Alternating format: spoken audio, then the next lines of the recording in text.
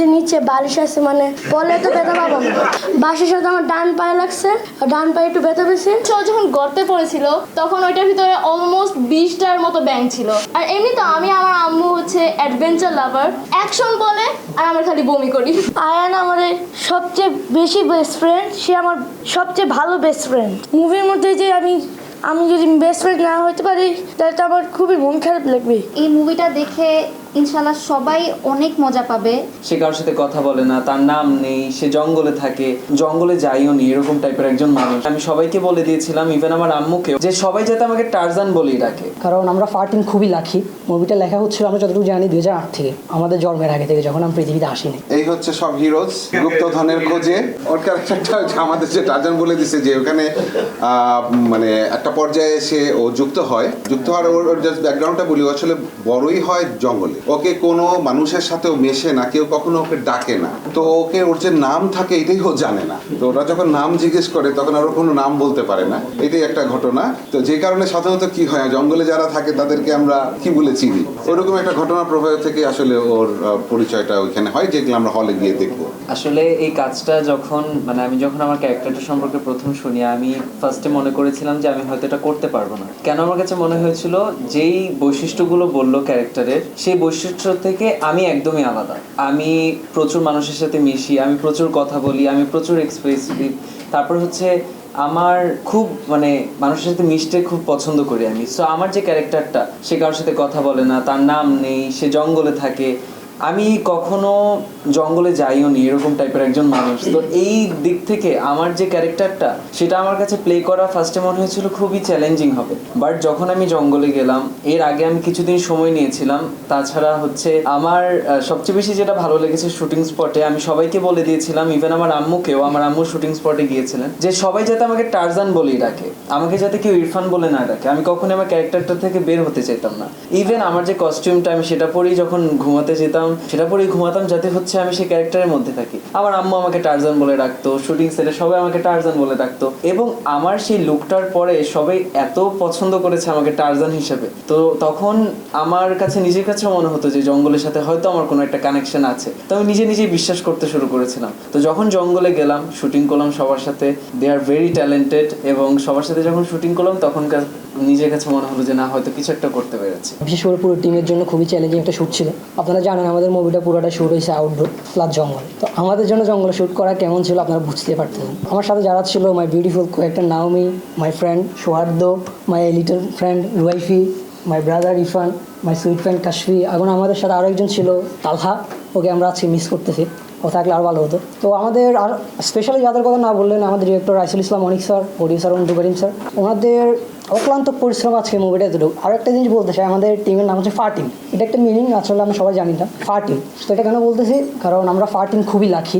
মুভিটা লেখা হচ্ছিল আমরা যতটুকু জানি 2008 থেকে, আমাদের জন্মের আগে থেকে, যখন আমি পৃথিবীতে আসিনি, তখন থেকে হচ্ছে লেখা হচ্ছিল। তো আমরা একটা লাকি যে আমাদের ফারটিন হচ্ছে যে এরকম একটা মুভিতে আমরা কাজ করতে পেরেছি লিড ক্যারেক্টার হিসেবে। তো আসলে আমি এক লাস্ট কথা এটাই বলবো যে আপনারা এই মুভিটা অবশ্যই দেখবেন, বিশেষ করে বাচ্চাদের বেশি ভালো লাগবে। আর আমার দিক থেকে আমি টিনেজ যারা আছে আমাদের এজের, তাদেরকে অবশ্যই রেকমেন্ড করবো যে এই মুভিটা দেখার জন্য। টিনেজদের খুবই ভালো লাগবে, আমাদের এজে যারা আছে তাদেরকে এই মুভিটা দেখার জন্য আমি নিজের থেকে আহ্বান জানাচ্ছি। প্রেমে বলতে হ্যাঁ ভালো লাগছে ম্যাডাম, যে অবশ্যই ভালো লাগতেই পারে। হ্যাঁ, ম্যামকে ভালো লাগছে। হ্যাঁ, পার্সোনাল ওনাকে অনেক আগে থেকে চিনি, এবং দেখা হওয়ার আগে থেকে, যেহেতু উনি একজন লাক্স সুপারস্টার, তো ওনাকে ভালো লাগছে পার্সোনালি। সব মিলিয়ে হচ্ছে আমাদের শুটিংটা খুবই ভালো গেছে। আমি আরও চিন্তা করতেছিলাম যে যদি আমাদের রিশুট লাগে আরও বেটার হবে, আমরা সবাই আবার তো সব মিলে হচ্ছে আমাদের বেস্ট গেছে একদম সব। আর এটা আমার জন্য লংগেস্ট শ্যুট ছিল এটা। অভিনয় বলতে আসলে আমাকে যখন কাস্ট করা হয় তখন আমাকে বলা হয়েছিল আমি এটা নাকি ড্রামা বা নাটক এরকম বলা হয়েছিল, মুভি বলে নাই। যখন আমি আসি, হ্যাঁ, যখন আমি আসি শুনতেছি যে মুভি, আমার তো পুরো শখ। আমি কি রে ভাই, মুভিতে কাজ করে ফেলতেছি আমি, তো এবারে এমনি বলতেছিল, আমি একটু আবার ওনারা বলতেছিল যে আমরা একটা মুভি দেখছিলাম আপনার ওই যে দীপু নাম্বার 2, ওটা আমি এখান থেকে যাওয়ার পর যখন ওনারা বলছে তখন যাই দেখলাম। তো এবার আমি একটু রিসার্চ করি ChatGPT-তে বা হ্যান এগুলোতে রিসার্চ করে যাই, দেখি যে কি আসলে তো বাংলাদেশে অ্যাডভেঞ্চার মুভি হচ্ছে আপনার বাংলাদেশের ছোটোদের নিয়ে না, বাংলাদেশের বড়দের নিয়ে কোনো অ্যাডভেঞ্চার মুভি নাই। আমি যতটুকু রিসার্চ করছি এটা আসলে খুবই দারুণ হবে। ট্রেলার দেখে আমরা বুঝতে পারতেছেন কীরকম হবে। এখন ট্রেলার আসে নাই, ট্রেলার দেখলে আরও বুঝবেন যে কীরকম হবে। আর এটার জন্য আমরা খুবই পরিশ্রম করছি, খুবই বাচ্চারা, প্লাস আমাদের প্রোডাকশনের বা আমাদের টিমের যারা ছিল সবাই। টিমের মধ্যে হচ্ছে আমার লিটল ফ্রেন্ড ওয়াইফি, ও বেস্ট। ওর জন্য আসলে আমরা সবচেয়ে বেশি, ও হচ্ছে আপনার ওকে হয়তো মানে ও চাচ্ছে সবার আগে থাকুক সমস্যা নেই, বাট ওকে যদি স্যার বলে যে না তুমি তো সব সিনে আগে থাকতেছো, একটা সিনে পরে থাকো, তো এবারে ও হচ্ছে পুরোটা সিনে, এটা হচ্ছে বেস্ট ছিল। মানে ওর এটার জন্য আসলে সব। আর নাওমির কথা যদি বলতে যাই, ও হচ্ছে যে একটা আমাদের সেট মোমেন্ট থাকে, মানে হয়তো আমরা ঢাকাটা ধরতেছে বা আমাদেরকে বেঁধে রাখছে বা হ্যান ত্যান, তো ও হচ্ছে মানে হাসি, শুধু হাসি, মানে ওর হচ্ছে এখানে সেট হওয়ার দরকার কিন্তু ও হাসবে শুধু, ওর একটাই সমস্যা। আর যদি ঈশান ভাইয়ের কথা বলতে চাই, উনি বেস্ট, উনি হচ্ছে একজন প্রফেশনাল ভয়েস আর্টিস্ট, উনি সব দিকে বেস্ট, উনি আমাদের থেকে বড়, সবচেয়ে বড় হচ্ছে উনি।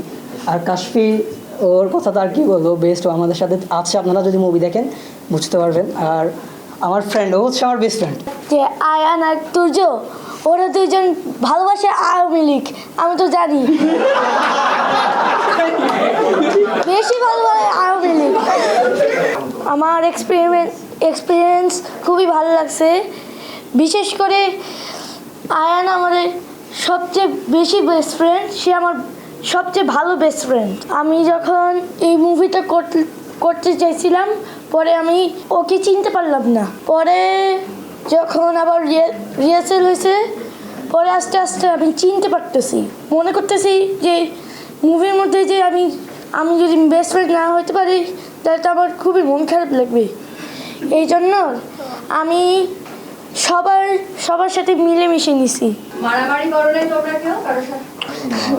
করছি অর্ধেক, কিন্তু বেশি করি নাই। কার্টুন দেখি, কার্টুনটা দেখে আমার ইচ্ছা করতেছে, আর বিভিন্ন নাটকটাও দেখি, নাটকে দেখে আমার চাইতেছি যে আমি যদি কাজ করতাম আমার খুবই ভালো লাগতো। মানে আমরা একটা কমিউনিটি তৈরি করতে চাচ্ছি, ওরা কিন্তু ডিরেক্টরকে, প্রডিউসারকে স্যার বলে মানে সম্বোধন করছে, ভাইয়া টাইয়া এরকম কিছু না। এদেরকে কিন্তু আসলে তৈরি করা হচ্ছে এইভাবে, এদেরকে নিয়ে গল্প করা হয়েছে, এদেরকে ক্যারেক্টার বোঝানো হয়েছে, এদেরকে মাথার মধ্যে প্রেশারটা দেওয়া হয়নি যে তোমরা ফিল্ম করতে যাচ্ছ। আমরা যাচ্ছি, আমরা একটা জঙ্গলের মধ্যে গেছি, জঙ্গলের মধ্যে যাওয়ার পর এরকম একটা ঘটনা ঘটছে, ওরা ওর ফিলের জায়গা থেকে করুক, আমি ফিল্ম করছি ওই ফিলের থেকে না করুক, একদম ন্যাচারাল জায়গা থেকে করুক। বললাম না সব কিছু রেডি, সব কিছু শর্ট দিবে না, এখন ওকে কিভাবে করে ফোর্স করা যাবে যে তুমি শর্ট দিতেই হবে, সম্ভবই না, দেখলাম আমার সিনেমাই হবে না। আমাদের যেটা ইচ্ছা ছিল যে আমরা ক্যামেরা একবারে অন করব, একবারে শেষ করে আমরা ওখান থেকে বেরোবো, কোনো রিশুটের জন্য কিংবা পরে করবো এর জন্য যেন রেখে দেওয়া না হয়, কারণ ওদের একটা ফিলিংয়ের ব্যাপার আছে, ওদের একটা মোহের ব্যাপার আছে। এই মোহেটার জন্য হচ্ছে যে আমরা যেটা করেছিলাম সেটা হচ্ছে আমরা রিহার্সেলের ব্যবস্থা রেখেছিলাম, লম্বা একটা সময় আমরা রিহার্সেল করেছি ওদের নিয়ে, ওদেরকে নিজেদের মধ্যে ইন্টিমেসি বানানোর জন্য, একজন আরেকজনকে চেনা, কীভাবে কথা বলবে, যেন বন্ধু ভাবতে পারে, নিজেদের বন্ধু ভাবতে পারে, নিজেদেরকে নিজেরা তৈরি করতে পারে, সেই প্রিপারেশনটা নিয়েছি, গল্প শুনিয়েছি, গল্প করেছি ওদের সাথে, এভাবে করে আসলে প্রিপারেশনটা নেওয়া যায়। গড়তে ডিরেক্টর স্যার বলছিল যে গড়তে যাওয়ার আগে মানে একটু আলাদাভাবে শুনবে, কিন্তু আমি কথা ভালো করে শুনি না, যে কারণে মনে করছি যে আমার ডিরেক্ট পড়া লাগবে। আমি মনে করছি যে নিচে বালিশ আছে, মানে পড়লে তো ব্যথা পাবো না। এখন আমি পরে গেছি, দেখি যে বাঁশ দুইটা ছিল, বাঁশের সাথে আমার ডান পায়ে লাগছে, ডান পায়ে একটু ব্যথা পেয়েছে। গর্তের ভিতরে আমার মিনিমাম 2 ঘন্টা মানে বসেইছিলাম, মানে বারবার শ্যুট নিতেছিল, একটা শ্যুট না, মানে একই শ্যুট বারবার, মানে 10-15 বার, এরপর মাঝে মধ্যে ক্যামেরাম্যানের ক্যামেরাও আবার মানে ভুল হয় এমন। বেসিক্যালি এই সিনেমা নিয়ে বেশি ইন্টারেস্টেড ছিল আমার আম্মু, মানে অনেক আগ থেকে আমার আম্মু একটা উইশ ছিল যে আমি একটা শিশুতোষ ফিল্ম বা সামথিং শিশুতোষ কোনো একটা কাজ করব। আর এমনি তো আমার আম্মু হচ্ছে অ্যাডভেঞ্চার লাভার, সো এই পর্যন্ত আমার একটা বেস্ট শ্যুট ছিল এটা, and the longest shoot ever for me. রিহার্সালেই প্রায় 5 দিন লেগে গিয়েছিল, অ্যান্ড আদার্স 10 ডেজ গেল হচ্ছে গাজীপুরে, আমার স্কুল থেকে অনেক স্ট্রিক্ট পারমিশন নিয়ে এসেছি। এই শটে আসলে ইন্টারেস্টিং, ডিসগাস্টিং অনেক ধরনের সিন ছিল, যেমন একটা ফানি সিন আমি হচ্ছে বলতে চাই, যেটা হচ্ছে আপনারা টিজারে মেবি দেখেছেন, আমরা একসাথে একটা জায়গায় ঘুমিয়েছিলাম, সো ওই ঘুমিয়ে যাওয়ার সিনে আমি এই পর্যন্ত পাবলিক ওয়াশরুমেও গিয়েছি, ডাস্টবিনের সামনে দিয়েও গিয়েছি, বাট এত বাজে স্মেল আমি কখনো আমার লাইফে পাইনি। ওইখানে কলার খোসা, আপেল, মুরগি সহ সব স্মেল মিক্স হয়েছিল। অ্যাকশন বলে আর আমরা খালি বমি করি, কি জঘন্য অবস্থা। তার সাথে হচ্ছে ও যখন গর্তে পড়েছিল তখন ওইটার ভিতরে অলমোস্ট 20টার মতো ব্যাঙ ছিল, ও বারবার ও মা গো বাঁচাও বাঁচাও বলে খালি চিৎকার দেয় আর আমরা খালি হাসি। আর আরো ফান ফ্যাক্ট হচ্ছে ও গর্তে পড়ার পর সবাইকে বলা হয়েছিল ভয় পাওয়ার জন্য, বাট যেখানে হচ্ছে রুয়াইফি বলে ইয়ে। মানে এই কয়েকটা সিন আমার কাছে সবচেয়ে বেশি ফানি লেগেছিল। আর আমার জন্য একটা ভয়ঙ্কর সিন ছিল যেটা হচ্ছে একটা জায়গায় মানে একটা উঁচু জায়গায় ওঠার সময় আমি না কাটা গাছের উপর ডিরেক্টলি পড়ে গিয়েছিলাম, তো আমার পায়ে কিছুটা ইনজুর্ড হয়েছে। আর তাছাড়াও আমাদের ফার্স্টে কয়েকদিন অনেক বেশি গরম ছিল, অলমোস্ট 10-12টা টিস্যু পুরো ভিজে গিয়েছিল ঘাম মুছতে মুছতে, অনেক বাজে অবস্থা। অ্যান্ড পরের আবার কয়েকটা দিন এত বেশি ঝড় বৃষ্টি, মানে সেট রেডি করা হয়, ঝড় বৃষ্টির জন্য দেখা গিয়েছে যে আবার সেটটা পুরাই নষ্ট হয়ে গেল। তো ওই দিন রাতে আমরা শ্যুট করতে পারলাম না। ওই ডিরেক্টর স্যারের রুমে গিয়ে আমরা সবাই মিলে কিছুক্ষণ গেমস খেললাম, প্লাস একটু ফান করলাম, পরের দিন থেকে আবার শ্যুট স্টার্ট হয়। আর দেখা গিয়েছে যে এতদিন ঝড় বৃষ্টির মাঝে শ্যুট করতে করতে আমার লাস্টের দিন অনেক বেশি জ্বর উঠে গিয়েছিল। So interesting, disgusting, funny show সব ধরনের সিন ছিল আমাদের এই মুভিতে। I love this. তো আমার আসলে অভিজ্ঞতাটা আসলে অনেক ভালো অভিজ্ঞতা। এটা আমার লাইফের ফার্স্ট শ্যুট। এর আগে আমি এরকম কখনো কোনো এক্সপিরিয়েন্স করি নাই। তো আমি ফার্স্টে অনেক একটু নার্ভাস ছিলাম, বাট পরে এদের সাথে যখন আমি মিট করি আর যখন একটু অনেক ফ্রেন্ডলি হয়ে যাই, মানে আমার ভিতর থেকে যে ভয়টা সে পুরো চলে যায়। আমার মনেই হয় না যে আমি শ্যুট করতেছি, আমার পুরো সব কিছু রিয়েলিস্টিক মনে হয়। অনেক ভালো একটা এক্সপিরিয়েন্স ছিল। অ্যান্ড এই মুভিটা দেখে ইনশাল্লাহ সবাই অনেক মজা পাবে। অ্যান্ড আমি অনেক এক্সাইটেড এই মুভিটা নিয়ে। সো আমারও বেস্ট ফ্রেন্ড ফিয়ানি। আর আমি গড়তে পর যখন ডিরেক্টর স্যার বলতেছিল যে তুমি ডায়লগ দেওয়ার পর থামবা, কিন্তু আমি ফিয়ানের সাথে একটু কথা বলতেছিলাম, যার কারণে মন ছিলই না। তো এই কারণে আমি ডিরেক্ট গিয়ে পড়ে গেছি, ওর সাথে গল্প করতে গেছি। অনেক হেলদি খাবার আমরা খেয়েছি। খাবার তো মনে নেই, ভুলে গেছি। আর আমি তো বলি যখন আমরা জঙ্গলে গেছিলাম, যখন আমরা টায়ার্ড হয়ে গেছিলাম, খাওয়ার সময় আমরা পাইছি চানাচুর, পাউরুটি, চিপস এসব। শোরটা একটাই ছিল, কিন্তু মানে বারবার কলার সিন নিতেছিল, বারবার ক্যাম্পে যেতেছিলাম, আবার কলা নিয়ে যেতেছিলাম। আমার কাছে ছিল এত বড় কলার একটা বাক্স, মিনিমাম ছিল 30-40টা কলা। ওদের বারবার দিতে আমারও খাওয়া লাগছে 5-6টা।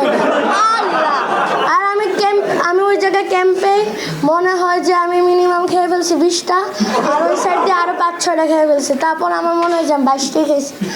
আর যদি কাউন্ট করতাম তাহলে মিনিমাম 30-35 আমার। এটা যখন আমরা স্কুল বাড়তেছি আমার মজা লাগতেছে, সবাই মজা করছি। পড়াশোনা বেশি কষ্ট? বেশিরভাগ আমার এক্সামের পরে পিঁপড়া ছিল, অনেক বেশি পিঁপড়া ছিল। আর ভয়ের চেয়েও হচ্ছে আপনার যে কোনো কিছু একটা লাইট আলো দেখলো চিল্লে হচ্ছে। আরেকটা বিষয়, আমাদের যখন ফার্স্ট আমাদের যে শুরু ছিল পিছনে কয়েকটা কুকুর দেখে কিন্তু আমার ভয় না, ও চিল্লানি দেখে আমার ভয় নাই। আমারও সেম, আমি কিছু ভয় পাই না, শুধু যদি আমি তেল পোকা দেখি শেষ। অনেক মজা লেগেছিল, ওখানে অনেকগুলো বন্ধু বানাতে পেরেছি নতুন, আর অনেক মজা হয়েছিল। ঝড়ের কারণে আমাদের সেট 3বার ভেঙে গেছে, পুরো সেট ভেঙে গেছে, পুরো সেট আবার করতে হয়েছে। টোটাল আমাদের শুটিং ডিউরেশন মনে হয় শুটিং আমাদের সহ আপনার টোটাল 15 দিনের ওয়ার্কিং আওয়ার ছিল।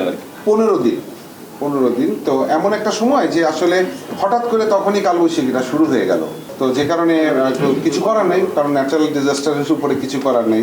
আমরা জাস্ট একটা শট শেষ করার পরে ভিতরে সবাই গেছে এবং আবার সব ভেঙে গেছে, আবার সব নতুন করে করতে হবে। এটা যে স্ক্রিপ্ট যিনি লিখেছেন তিনি প্রফেশনাল এবং তিনি শিশুদের নিয়ে আগে কাজ করেছেন। গল্পটা আমার, স্ক্রিপ্টটা একজন প্রফেশনাল লিখেছেন এবং তাকে বারবার একটা জিনিসই বলা হয়েছে যে শিশু সুলভ যেন হয়, আমাদের ডায়লগসগুলো শিশু সুলভ যেন হয়। আর এখানে বুঝতে পারছেন যেমন এদেরকে আসলে যে ডাবিং কি করাবো, ওই যে আপনার মানে মনের মধ্যে হঠাৎ করে ভয় পেয়ে গেছে কিংবা যে এক্সপ্রেশন, ও ডাবিংয়ে কি করবে, এটা আপনারাই জাস্ট মানে বিচার আপনাদের হাতে। তো আমরা তখনই ডিসাইড করি যে আমরা একদম রিয়েলিস্টিক সাউন্ডগুলো নিব, যা হচ্ছে ওই সময় যদি আমরা রিটেক করতে অনেকগুলো রিটেক করতে হয়, ল্যাঙ্গুয়েজের ক্ষেত্রে কিংবা যেই ক্ষেত্রেই হোক, আমরা একদম রিয়েলিস্টিক সাউন্ডটা চাই। যে কারণে তো আমাদের ডিরেক্টর বললো যে ফার্স্ট টাইম এরকম রিয়েলিস্টিক সাউন্ডে আমরা কাজ করেছি। আমরা ওইটাকে সবার আগে মাথায় রেখেছি, কোনোভাবে এমন কোনো শিক্ষা এই ফিল্মের মাধ্যমে কেউ না পায় যেটা আসলে আমাদের সংস্কৃতির সাথে যায় না। আমাদের ইচ্ছা আছে সেটা হচ্ছে যে আমার কো-প্রডিউসারও বললো যে আসলে সবার তো টার্গেট থাকে ঈদ বেস করে, আমরা আসলে ঈদ বেস যেতে চাই না। ঈদের পর একটা ফাঁকা সময় যেতে চাই যেখানে আসলে বাংলা মিডিয়াম এবং ইংলিশ মিডিয়ামের বাচ্চাদের পরীক্ষাটাও শেষ হবে, কারণ আমাদের মূল অডিয়েন্স হচ্ছে শিশুরা। অবশ্যই শিশুরা একা আসবে না, বাবা মার সাথেই আসবে। আমাদের টার্গেট হচ্ছে এরকম একটা সময় যেন ওরা রিল্যাক্সে, এক্সাম যেন না থাকে, রিল্যাক্স মুডে যেন মুভিটা এনজয় করতে পারে।